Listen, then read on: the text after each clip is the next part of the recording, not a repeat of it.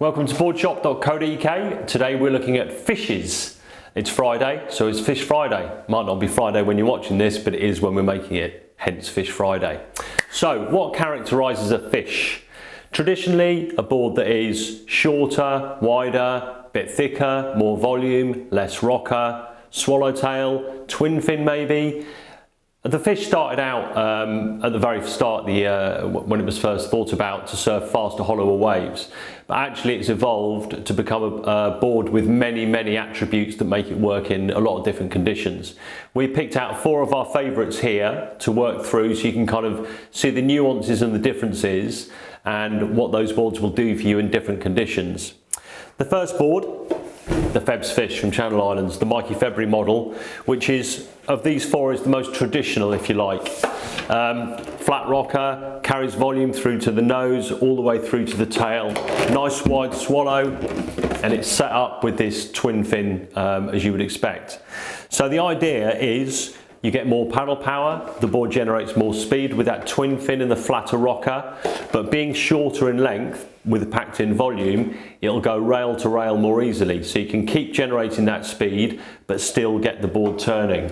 So this one, the Feb's Fish, as I said, the most traditional of the 4 we've got here, packs in that volume. This is a 511, it's 39.7 litres. So you can see that's going to give you lots of paddle power and lots of glide. Watch the videos of Mikey Fish. You might not be able to surf it like him, but you get the idea of what this board's about. It's about generating speed, and with your back foot further back, it's about getting it on a rail in smooth, carved, big arcing turns. The next board to look at is the Pisces from Lost. Now, when you look at this bad boy, you can see immediately that it carries less volume into the nose and tail. The nose and tail are both more pulled in. It's got a tad more rocker than the Feb's Fish, and you've got this little hip running into the tail to help you get it on a rail and get it turning. Now this is a 511 as well. It's the same width as the Feb's Fish, but it's a little bit thinner, and it's about 3 litres less at 36 3/4.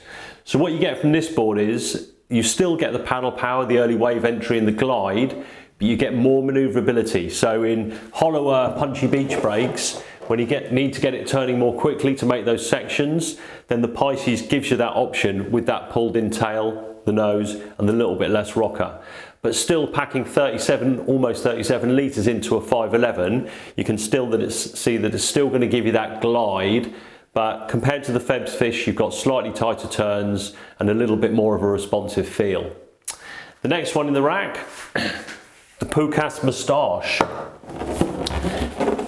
Not massively dissimilar to the Pisces in where the volume is. Again, pulled in nose, pulled in tail, little beak in the nose there to smuggle some volume forward, which helps you with paddling and wave entry and also carrying the speed. Similar rocker line to the Pisces, but this 511 is narrower at 20.4 inches, and it's about the same thickness at 2.6.